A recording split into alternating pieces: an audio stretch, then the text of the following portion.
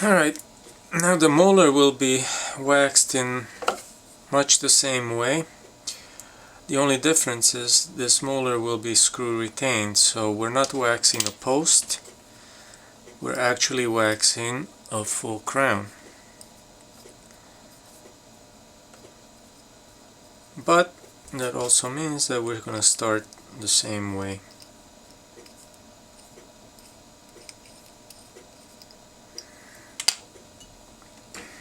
Put a little bit of dye lube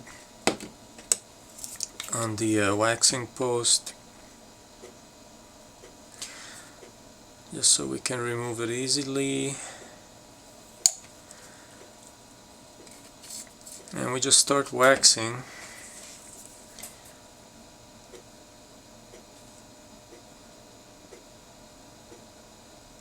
the same way as we wax the post. We're gonna wax all the way down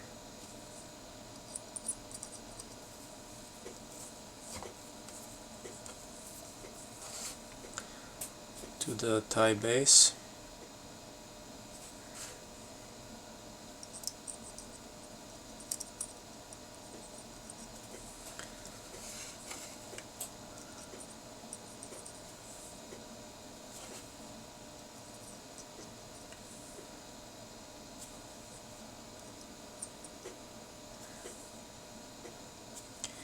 Now this normally would be done with a CAD cam, so all of this would be done automatically by the CAD machine, because they have the libraries that contain these actual implant parts, and when you scan the model you would put the scan body directly into the implant replica, and the computer picks that up and places the implant positioning directly into the program. So you'll be able to do this in the computer instead of waxing it like what we're doing. And you'll be able to create the shape of these posts in the computer instead of the wax. And you can do the same thing with the crown.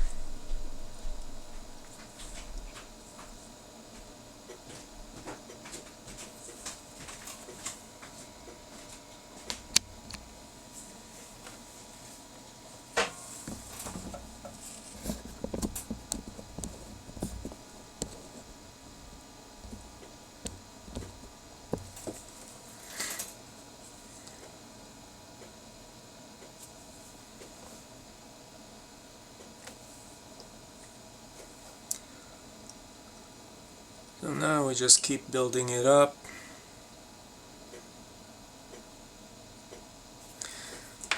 I forgot to put dye lube on the adjacent teeth, which we have to right here.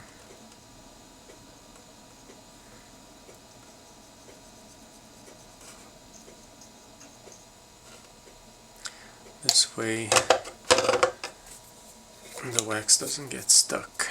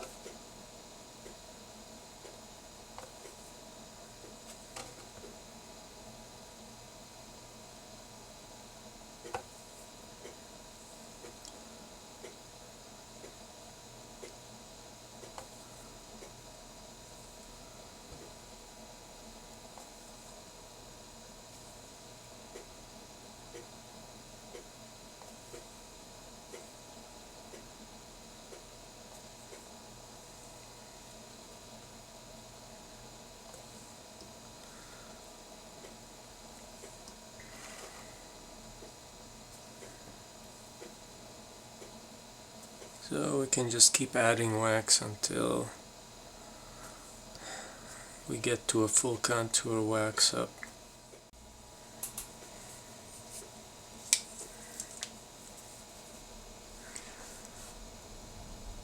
Okay, once we built up the crown, then we can remove the waxing screw.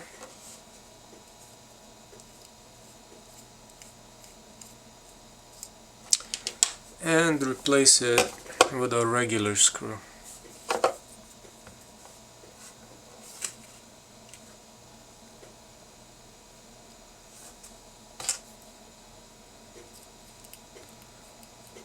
Then screw it down. And now we can finish up our wax crown.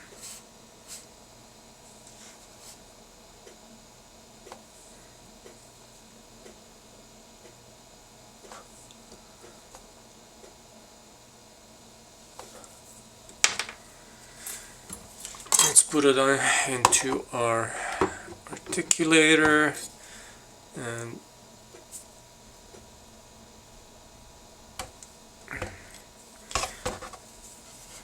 double check to make sure the occlusion is good. Make sure that all the other teeth are down. Looks like it's a little tall, so we're gonna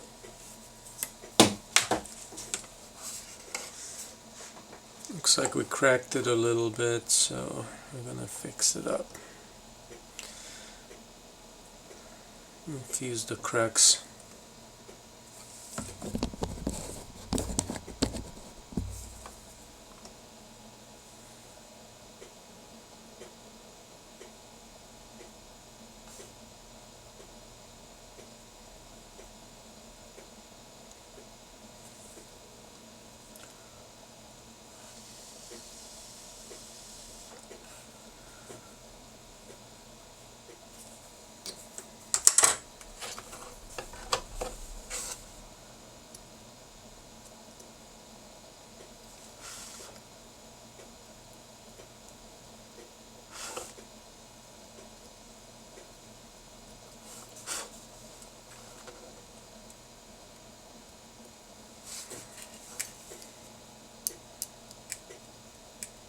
While that wax is solidifying, we're gonna do some refining of the crown.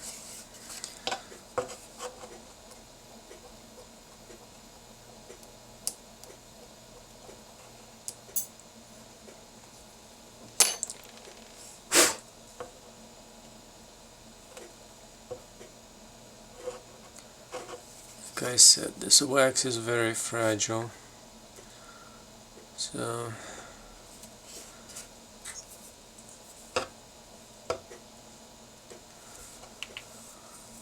let's remove the tissue part so that we can be a little more gentle.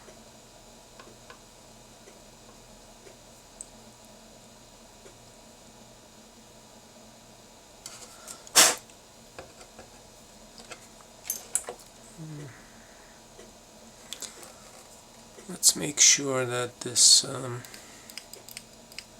is completely loose. Then we remove the wax up, remove the tissue, and let's seat this back into the model. Then we're going to fuse this back on it.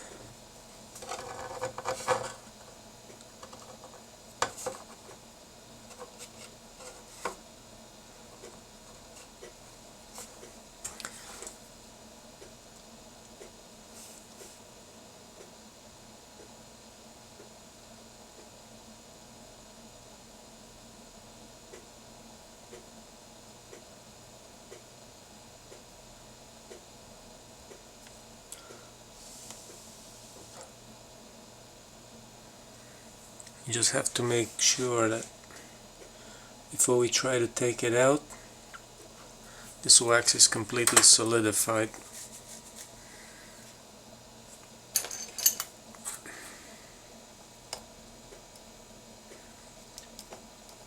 And that the screw is completely loose. So let's pull down the wax a little bit.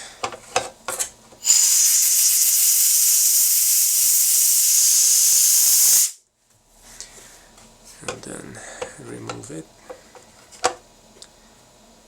Looks like it's attached pretty well and in an exact place. So we're going to fuse the rest of it, and we're going to fix the subgingival portion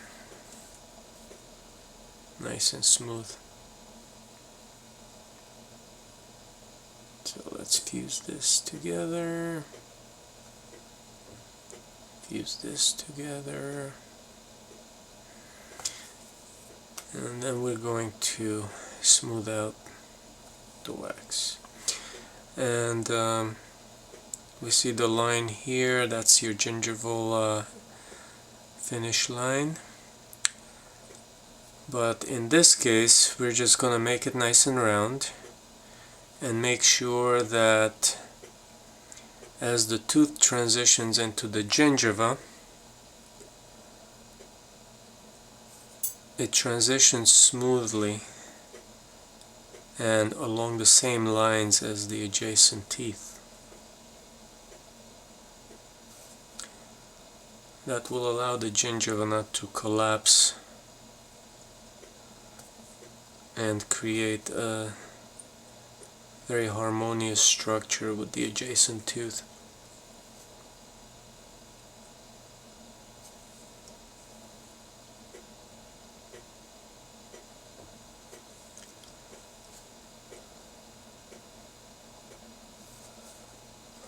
If we didn't make this a similar shape to the adjacent teeth, the gingiva would collapse around it, and the gum wouldn't look the same, wouldn't be at the same level as the teeth around it.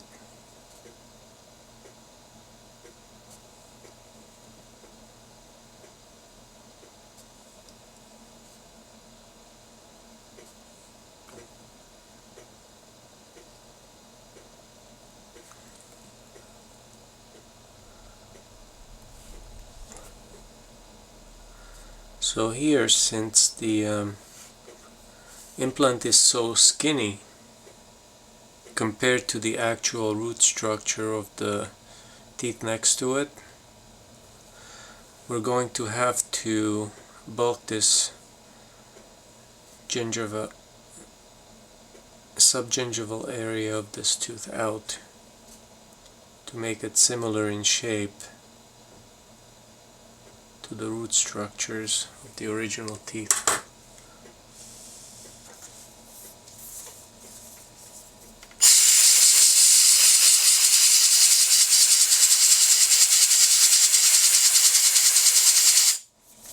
So we have to make it nice and smooth.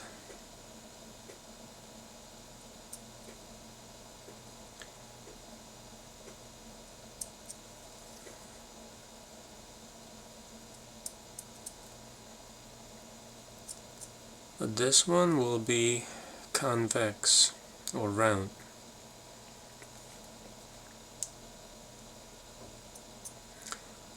As far as from the gingival height, which is around here, to the thigh base. So you're going to have a convex surface here, and it's just going to continue smoothly to the end of the crown.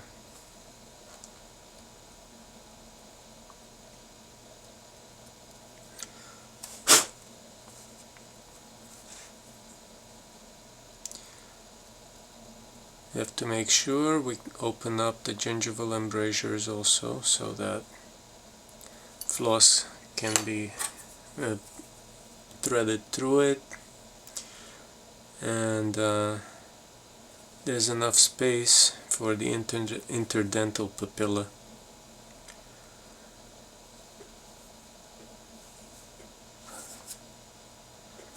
The next thing we're gonna do is we're going to smooth out the contact areas and soften the wax directly on the contacts. So before it completely solidifies, we can put it back in the model, and the adjacent teeth will press the wax and it will create the ideal contact. Once this is down, we have to make sure that we take down the marginal ridges to the same size as the adjacent teeth.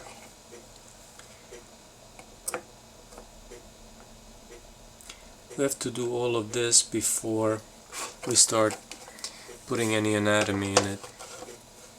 So we can see the cusp tips are slightly higher than the cusp tips on the adjacent teeth, so we have to take them down too and make sure that all these structures are not too high. And do not try to go too hard on the wax because it will break, as it just did again. So we'll fuse it back.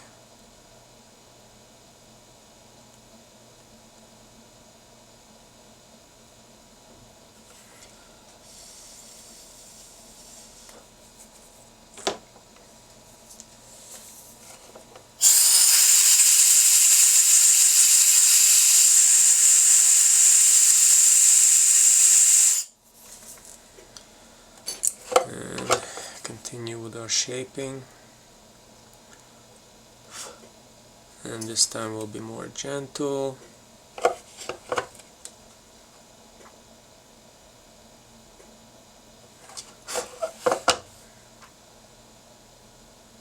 And we can start carving our major developmental grooves in it.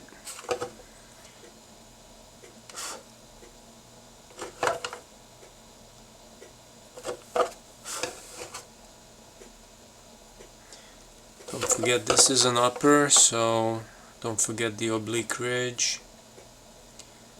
The second molar, so we do not need any additional cusps.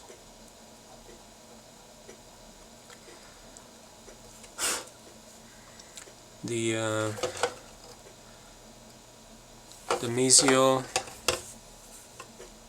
cusp will be a slightly bit larger than the distal.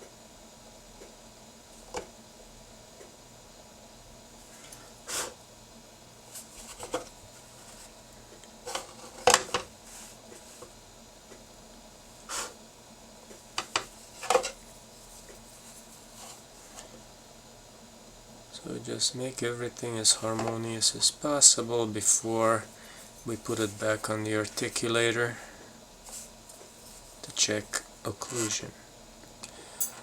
When we put it back on the articulator, let's not be too rough when we put it together because the wax will break.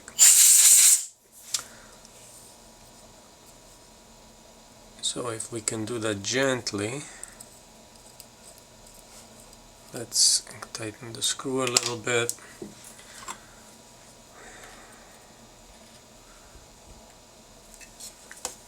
And let's gently put the articulator together. And as we can see, the occlusions open a bit. So at this point we can do two things. We can check with an articulating paper,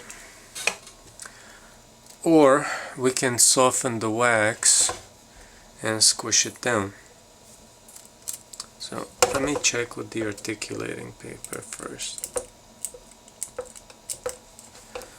So we can see that we have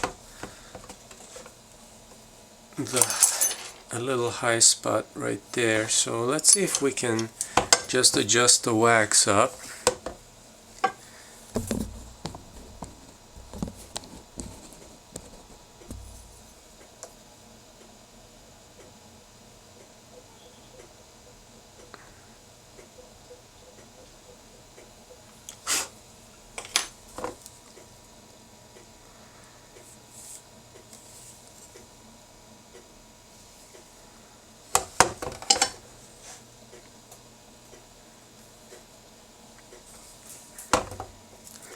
until we can close the articulator.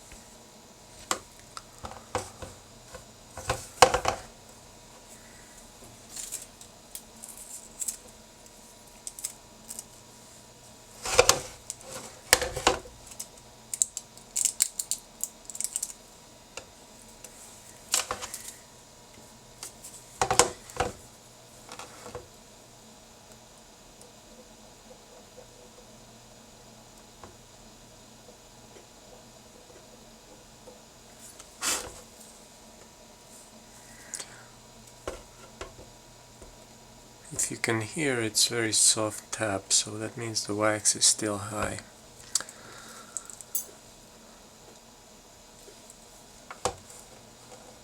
So what we can do now to make it quicker is we can kind of extrapolate where the high spots are, and we can soften it up a little bit. And just kind of squeeze it together.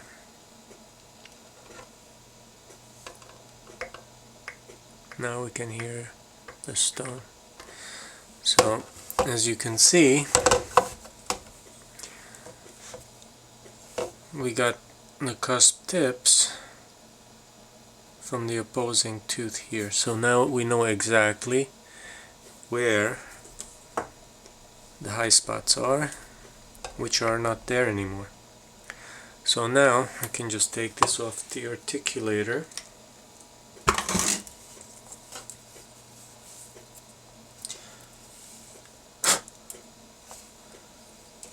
and kind of go around it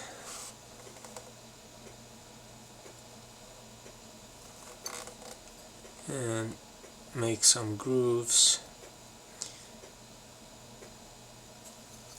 And wherever we saw those areas, we can actually make a groove there, or a depression, and create some contact points for the occlusal.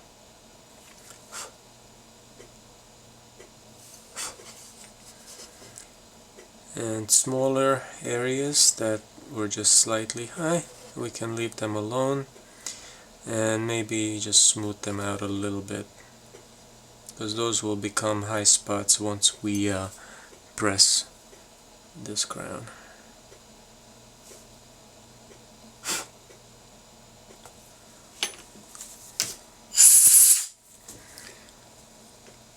So now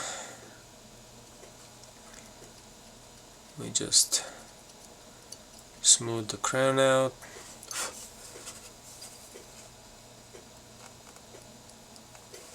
Things that might be cracked like this, we can seal up, use some heat so it doesn't fall away anymore.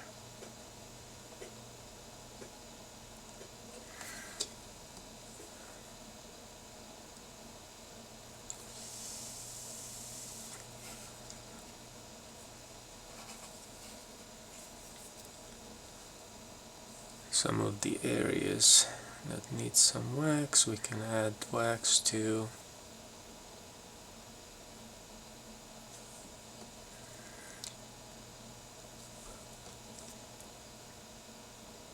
Make sure you have the proper contours for the first molar.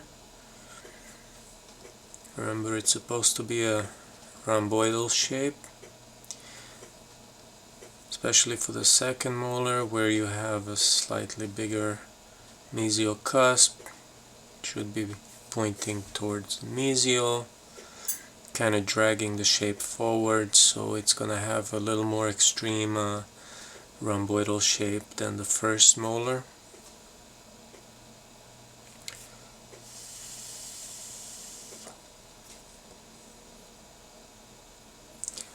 Make sure you take a look at the forward point of view so that you can see that the crown's not too far out.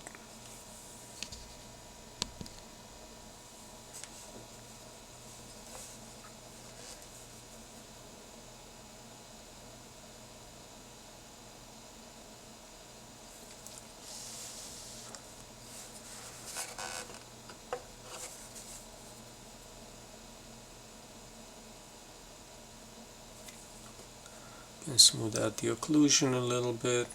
Since we have an access hole through the occlusion, we don't really need to go too crazy about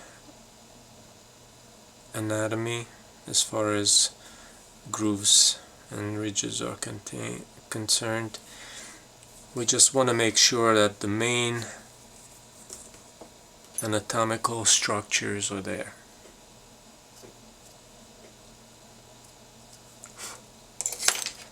Now we can take it out to double check under the gum and smooth out the contact areas. You see over here it's very rough, so we need to smooth these areas out. The contact area is here. That's the area that we do not touch.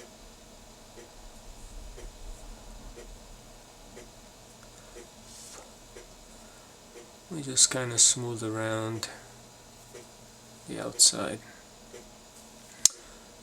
And the mesial portion, areas we couldn't get to from outside,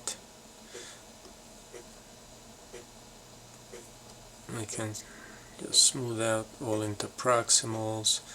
The contact area is right here, so we don't touch that, but we can smooth out around it.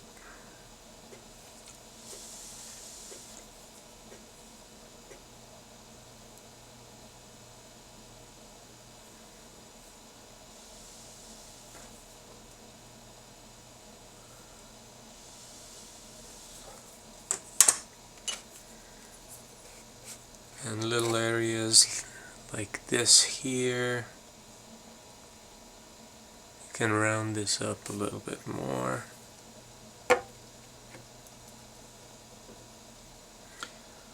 So it kind of flows under the gum very smoothly.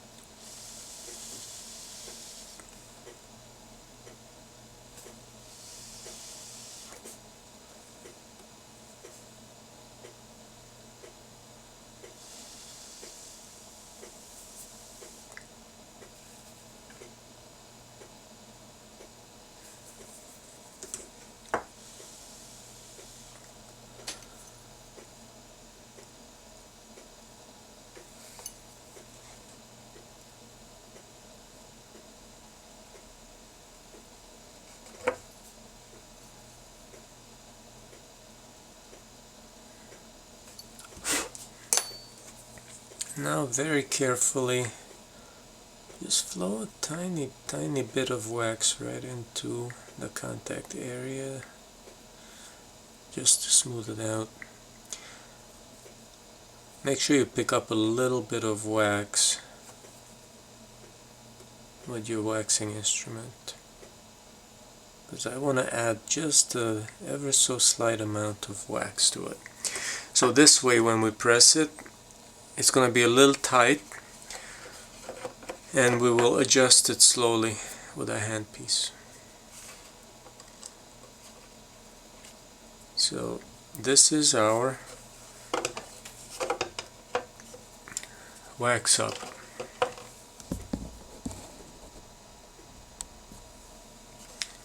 So we have parallel preparations.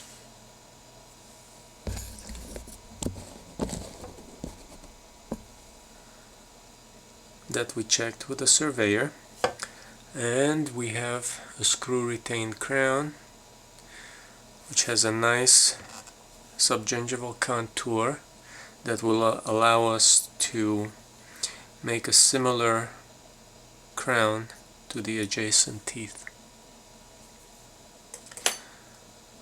Next we will go over how to remove these preparations and crown from the tie bases so that we can actually press them out of Emacs.